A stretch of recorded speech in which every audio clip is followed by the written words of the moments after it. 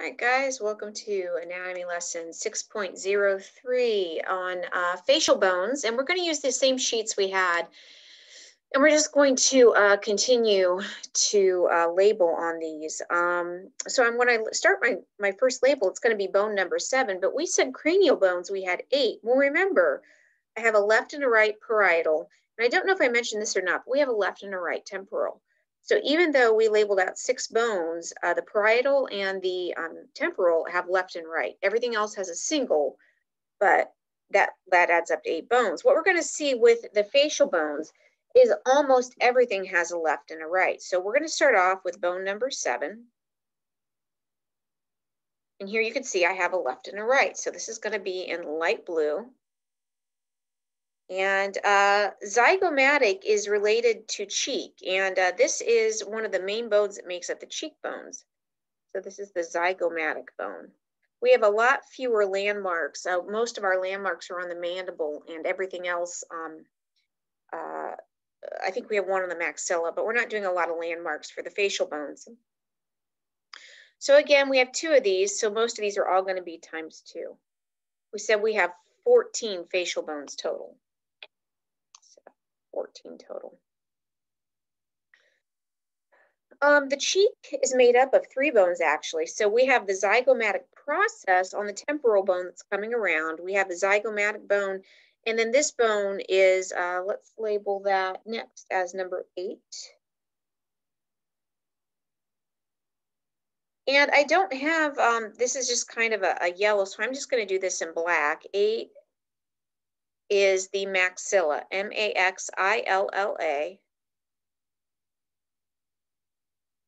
I have 2 of these, and on this I have 8A. I have a landmark. So if this was the supraorbital foramen, yeah, so this would be 8A. Can you guess what this is going to be? This is the infraorbital foramen.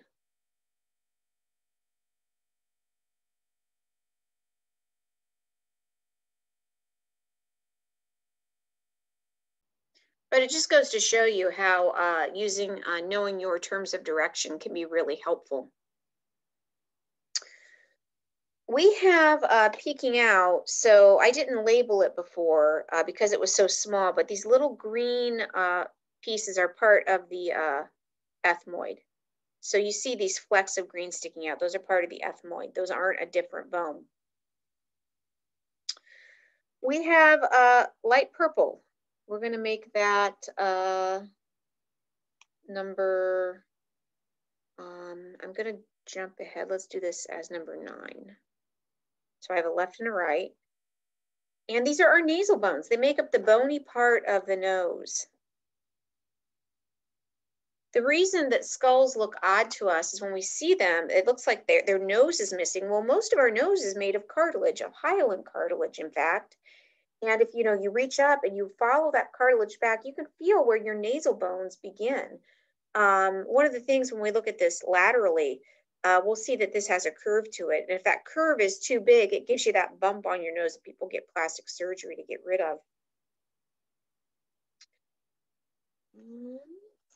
I'm going to.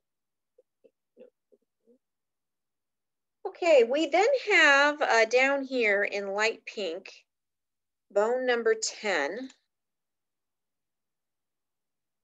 We have left and right. There's a left and right nasal bone, so that's times 2. And bone 10. These are called the inferior because they're below. Inferior. They're part of the nasal cavity, so they're nasal.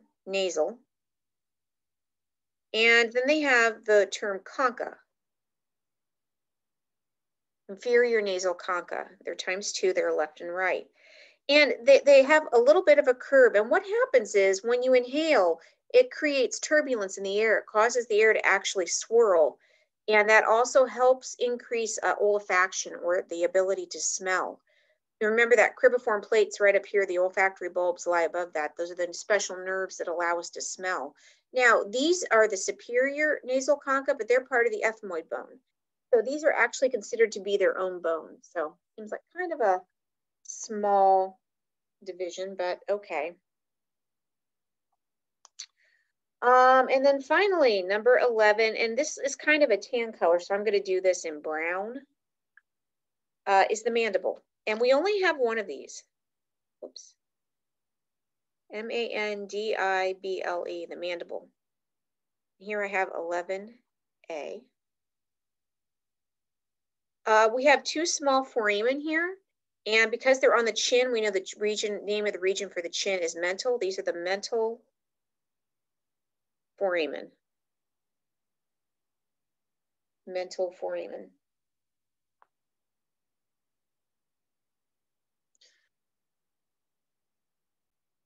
All right, so before we switch sheets, oh, you know what I just saw? I have a typo up here. I need to fix that. Facial bones, what is that? F-A-C-I-A-L, there we go. Note that all the bones have 2 except for the mandible. So far on our facial bones, we're up to 2, 4, 6, 8, 9, and this is the only place we're going to see these inferior nasal concha. This one, let's go ahead and label that now. We can barely see it. It's in yellow. Call that number 12. And I'm going to write it in black and then circle it in yellow because yellow doesn't show up. This is called the vomer. There's only one of these, and I'm just going to kind of do yellow around it because yellow doesn't show up so well.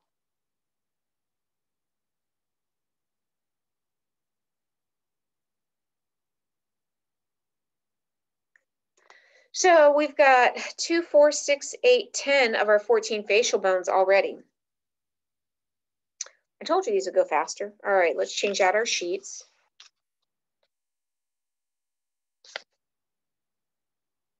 And here's my lateral view.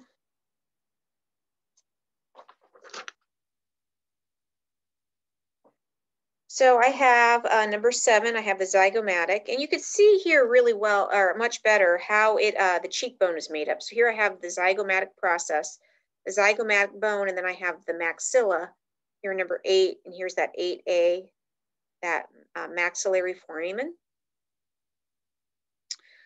Here is bone 11, and this is 11A. We've got the nasal bone number 9. So what we get on this sheet that's new is we get bone number 13. We have a right and a left, and this is called the lacrimal bone, L-A-C-R-I-M-A-L.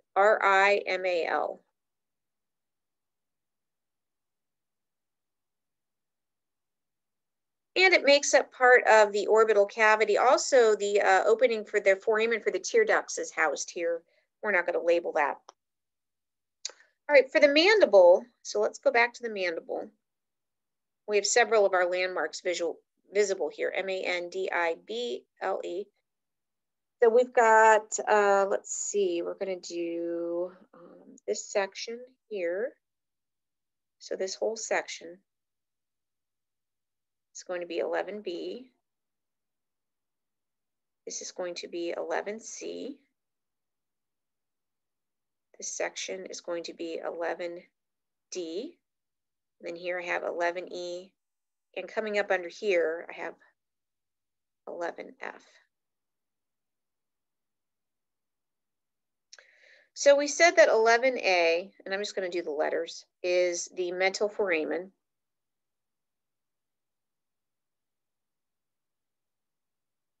B is the majority of the bone of the mandible, and we're going to see this used over and over and over. So on the vertebra, we're going to have it.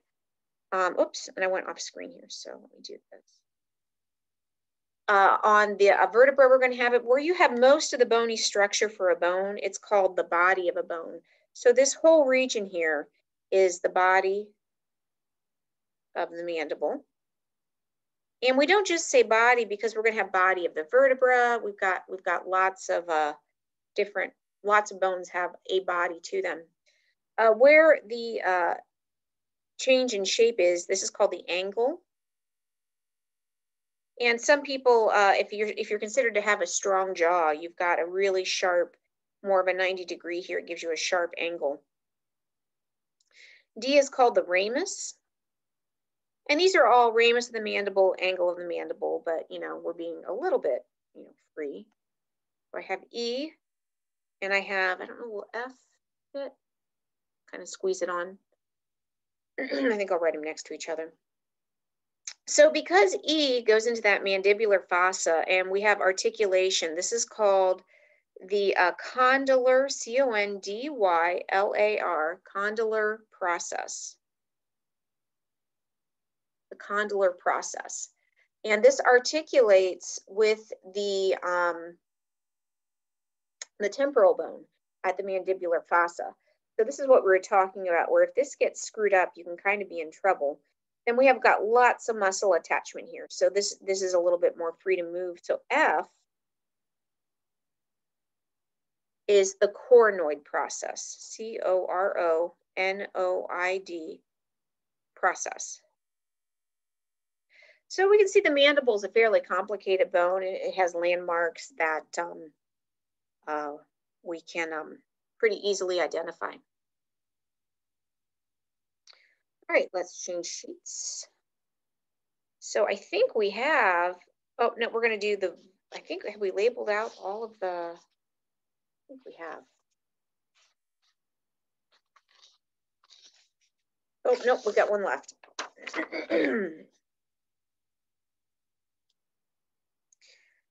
All right, so I have that vomer, and the vomer was number 12. Let me get my black marker here. I've got the zygomatic, number 7. I've got the maxilla, 8 here and 8 here.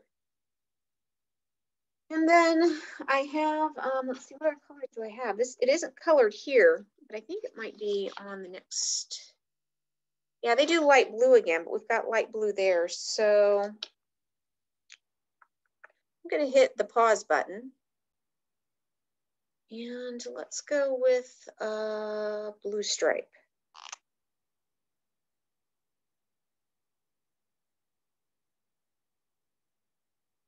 So we have a left and a right, and this will be bone number 14.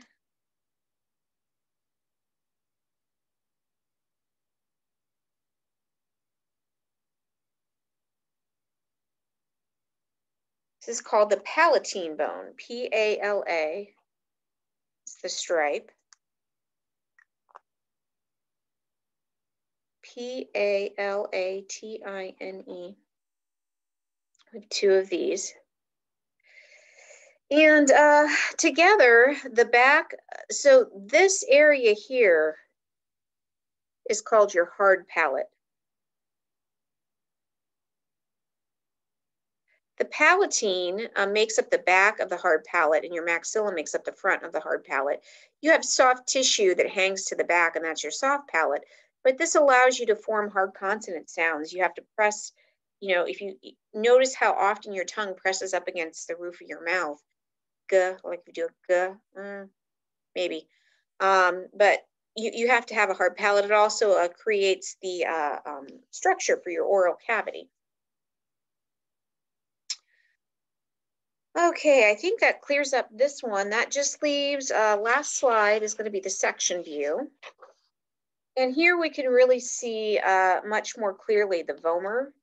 So here is number 14. This is the palatine from a section view. So I have my mandible, number 11. I've got my maxilla, number 8. So here's that vomer. And this is where we only have one of these. This is where you can really see the vomer, and I'm just going to, again, outline that in yellow. It's sometimes called the plowshare bone because if you look at an old-fashioned plow, this is the shape they have. But that vomer in yellow, number 12, is here.